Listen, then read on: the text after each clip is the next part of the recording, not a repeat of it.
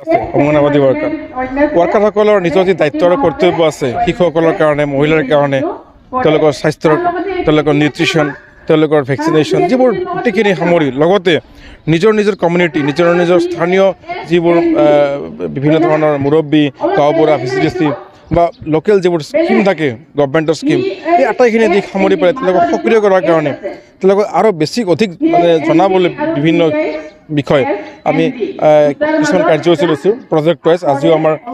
চিডলি চিৰাং যিটো প্ৰজেক্ট ইয়াতে এনেকুৱা ধৰণৰ এটা কাৰ্যসূচী আছিলে তেওঁলোকক অৰিয়েণ্টেশ্যন দি পেলাই তেওঁলোকক আৰু সক্ৰিয় কৰাৰ কাৰণে এই এটা পদক্ষেপ লৈছোঁ আমি আজি শুভ দিনত আমাৰ BTR চৰকাৰৰ নিৰ্দেশ মৰ্মে আমাৰ BTR চৰকাৰৰ মাননীয় শ্ৰীযুত প্ৰমোদ বড়ো ছাৰৰ নেতৃত্বত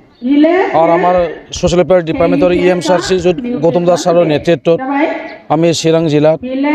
আজি আমি 1000 ডেইজ যেনেকি আমাৰ কাৰ্যসূচী এই কাৰ্যসূচীত সংগতি ৰাখি পেলাই আমি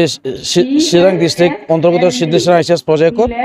আমি 1000 ডেইজৰ এই কাৰ্যসূচী আমি অংগনবাদী কৰ্মীসকলক চিৰাং